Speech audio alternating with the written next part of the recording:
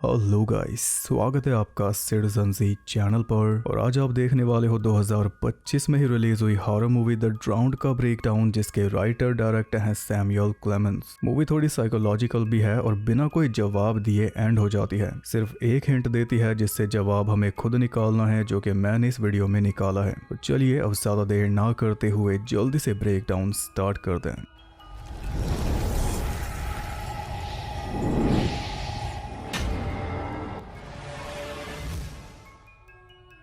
Movie के start में हम एरिक को देखते हैं, जो कि मेनलैंड से बोट लेकर एक आइलैंड पर पहुंचा, फिर कार ड्राइव करके एक सुनसान जगह पे पहुंचा जहां पे पहले से एक और कार पार्क थी। एरिक अपने साथ एक लाल बैग लेकर आया था और उसके अलावा एक गन। बैग में से निकालकर उसने गाड़ियों की नंबर प्लेट्स बदल दी। इसके बाद अपनी कार में से सारे फिंगरप्रिंट्स भी मिटा दिए। फिर पैदल चलते हुए बीच के पास एक घर तक पहुंचा। गन लेकर उसने पूरा घर छान मारा, लेकिन घर में कोई नहीं मिला। हमें बस इतना पता चला कि वो किसी डेनिस नाम की लेडी को ढूंढ रहा था। तभी अचानक उसे ऐसी आवाज आई जैसे किसी ने उसका नाम पुकारा। वो जल्दी से घर के बाहर निकला, लेकिन बाहर कोई नहीं था। तभी एक बार फिर हवा चली और हवा में सुनाई दिया उसका नाम। तो आवाज को फॉलो करते हुए वो किनारे पर पहुंच गया, जहां पर उसे एक मेटल ट्यूब पड़ी मिली और उसके पास पड़ा था ढेर सारा खून जो पानी में जा रहा था। एरिक जल्दी से एक बाल्टी लेकर आया, जिससे उसने थोड़े पत्थर खंगाले। तो पत्थरों के बीच उसे मिला डेनिस का ब्रेसलेट, जिसे उसने बाल्टी में डाला। फिर बाल्टी में पत्थर भर के बाल्टी को पानी में फेंक दिया, क्योंकि कोई उसका नाम पुकार रहा था और इस बार किसी मेल की आवाज थी। वो था मैट। मैट एरिक से माँ के बारे में पूछ रहा था, जो है डेनिस। तो एरिक ने बताया कि माँ यहाँ पर नहीं है। दोनों माँ कर रहे हैं, तो आपको लग रहा होगा कि दोनों भाई हैं, लेकिन ये दोनों भाई नहीं बल्कि लवर्स हैं। दोनों अलग सेंस में माँ बोल रहे हैं और एरिक की सेंस तो कुछ ज्यादा ही अलग है, क्योंकि उसका मैट के साथ भी चक्कर है और मैट की माँ के साथ भी। ये बात ऑब्वियसली मैट नहीं जानता, लेकिन डेनिस इन दोनों के रिश्ते के बारे में जानती थी और इससे वो खुश भी नहीं थी। इसलिए एरिक साथ में गन लेकर आया ताकि मैट के आने से पहले डेनिस को निपटा सके, और डेनिस इसे मिली नहीं। अभी बहुत ज्यादा कंफ्यूजन है, लेकिन पूरा मैटर तब सॉल्व हो गया जब वो दोनों घर पहुंचे और वहां पे उन्हें मिला उनका एक और साथी पॉल। अब यहाँ पे मैं आपको पूरा मामला समझा देता हूँ। डेनिस, मैट, एरिक और पॉल, इन चारों ने मिलकर एक बेशकीमती पेंटिंग चोरी की है, जो इस मेटल ट्यूब के अंदर है। पेंटिंग चोरी करके चारों अलग अलग हो गए थे और इन सबको इस घर में आकर मिलना था। पेंटिंग डेनिस के पास थी, यानी सबसे पहले वो घर में आई थी, लेकिन अब वो कहाँ है ये समझ नहीं आ रहा। और उसके बाद आया एरिक, जो इस इरादे से आया था कि डेनिस को मारकर ठिकाने लगा दूंगा, इससे एक हिस्सा भी कम हो जाएगा और उसके रास्ते से एक कांटा भी निकल जाएगा जो उसे मैट के साथ रहने से रोकता। जिस कार के पास एरिक ने अपनी कार पार्क की थी, डेनिस उसी कार में आई थी। एरिक के बाद मैट आया और मैट का कहना है कि उसने सिर्फ एक कार देखी, डेनिस की कार उसे नहीं दिखी, जबकि एरिक खुद उसकी नंबर प्लेट बदल के आया था। सबसे आखिर में पॉल भी आ गया और डेनिस को घर में ना पाकर उसके मन में कई तरह के सवाल आ रहे हैं कि कहीं डेनिस पीछे तो नहीं हट गई, क्या वो डर के मारे पुलिस के पास तो नहीं चली गई। ये सब सवाल है जिन पे एरिक और मैट भी सोचने को मजबूर हैं, क्योंकि आज रात इन चारों को इस घर में रुकना था। फिर अगली सुबह एक बोट आएगी जिसमें बैठकर ये कहीं दूर निकल जाएंगे पेंटिंग के साथ। देश छोड़ने के लिए इनके नकली पासपोर्ट्स भी तैयार हैं। सब कुछ प्लान के मुताबिक हो गया, बस आखिर में डेनिस ने दिक्कत कर दी। हालांकि एक संभावना ये भी है कि कहीं डेनिस को किसी ने मार तो नहीं दिया,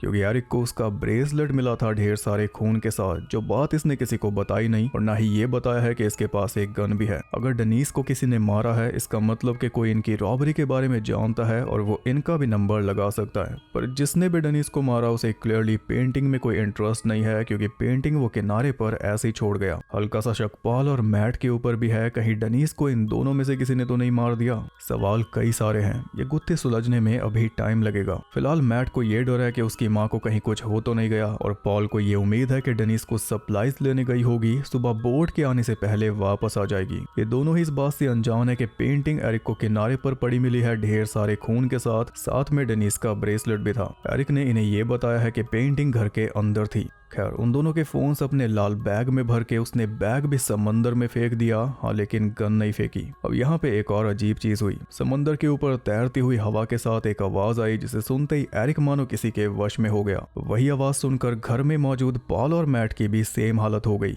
तीनों जैसे किसी के कंट्रोल में हो चुके थे। ज़ॉम्बिस की तरह चलते हुए तीनों एक जगह पर आकर जमा हो गए। तभी एकदम से तीनों होश में आए और तीनों ही क्लूलेस थे। पॉल और मैट ये सोच रहे थे कि वो घर के बाहर कब आए, उन्हें तो ऐसा कुछ याद ही नहीं। नहीं, मानो 1 सेकंड पहले घर के अंदर थे और पलक झपकते ही बाहर आ गए। बीच की कोई मेमोरी नहीं है। हाँ, पर एरिक के पास है बीच की मेमोरी, किनारे वाली बीच। तीनों ने आराम से बैठ के डिनर किया और इस बारे में कोई बात नहीं की क्योंकि तीनों ही थके हुए थे। इसके बाद मैट नहाने चला गया और पॉल और एरिक बाहर बैठ गए, जहाँ पे पॉल ने रिवील कर दिया कि वो एरिक और डेनिस के संबंध के बारे में जानता है। पॉल ने उन दोनों को कैमरा में देख लिया था जब उनकी थोड़ी बातचीत चल रही थी। क्योंकि पॉल टेक गाय है इसलिए कैमरास का इंचार्ज यही था। बातों बातों में उसने एरिक के ऊपर अपना शक भी जता दिया कि शायद तूने ही डेनिस के साथ कुछ किया होगा उसे रास्ते से हटाने के लिए। इधर जैसे ही मैट नहाकर बाहर निकला, सामने ही उसे रखी हुई मिली वही बाल्टी जो एरिक ने समंदर में फेंकी थी। अब वो बाल्टी खून से भरी हुई थी। मैट ने उसके अंदर हाथ डाला तो उसके हाथ लग गया डेनिस का ब्रेसलेट, जिसे देखते ही मैट समझ गया कि ये खून भी उसकी माँ का है, यानी वो मर चुकी है। और कहीं ना कहीं पहला शक उसका एरिक के ऊपर ही गया क्योंकि वही यहाँ पे पहले से मौजूद था पेंटिंग के साथ। एरिक उसे समझाने की कोशिश कर रहा था कि तभी दरवाजे पर आ गई एक लड़की।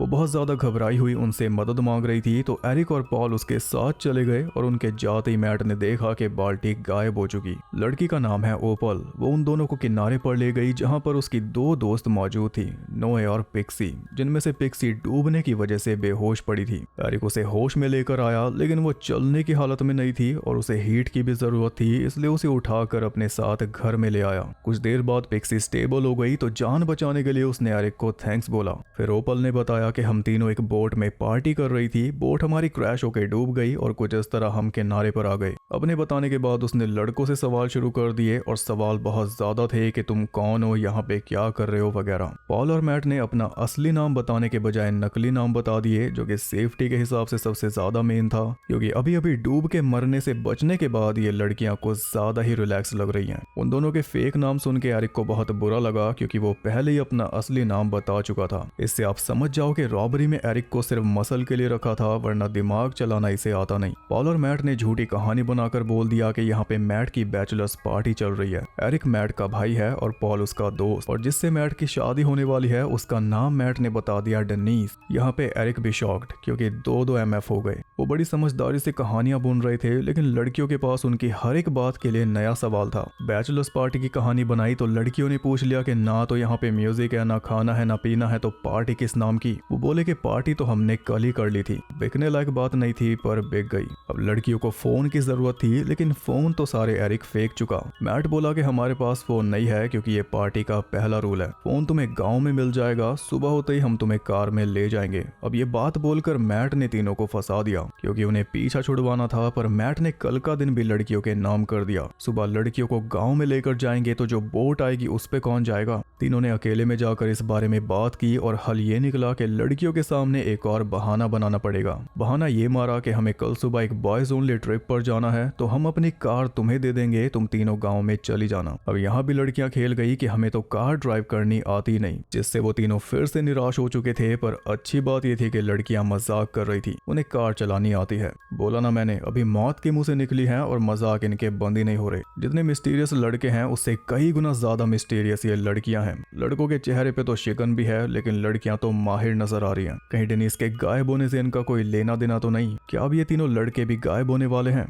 मौका देखकर सबसे पहले पॉल ने वो पेंटिंग ले जाकर बेड के नीचे छुपा दी, क्योंकि 1-2 सेकंड अगर और निकलता तो लड़कियां उस पे भी सवाल पूछ ही लेती। मगर जब पॉल रूम से बाहर निकला तो सामने उसे पड़ा हुआ मिला एरिक का लाल बैग, जिसे उसने समंदर में फेंक दिया था। फोन वगैरह भी उसके अंदर थे, तो पॉल ने वो बैग भी बेड के नीचे छुपा दिया और तभी उसके पास आ गई नोए। वो भी रूम के अंदर घुसना चाह रही थी, पर पॉल उसे बहला फुसलाकर वापस ले आया। फिर लड़कियों के कहने पर वो सब एक गेम खेलने लगे। गेम के रूल्स सिंपल हैं। एक एक करके सब अपने बारे में 3 बातें बताएंगे, जिनमें से 2 बातें सच होंगी और 1 बात झूठ होगी। सामने वाले को गेस करना होगा कि कौन सी बात झूठ है। उस हिसाब से पॉइंट्स मिलेंगे। Team girls versus team boys. ये गेम जरूरी इसलिए है क्योंकि इससे हमें इन सब के बारे में बहुत कुछ जानने को मिलेगा। 1 बात झूठ बताएंगे, लेकिन 2 सच भी तो बताएंगे। लड़कों के बारे में तो कुछ खास है नहीं, पर लड़कियों के बारे में बहुत अजीब बातें जानने को मिली। जैसे नोए एक रियल प्रिंसेस है, पिक्सी के नाम पर एक आर्ट पीस का नाम रखा गया है और कुंफू में वो माहिर है।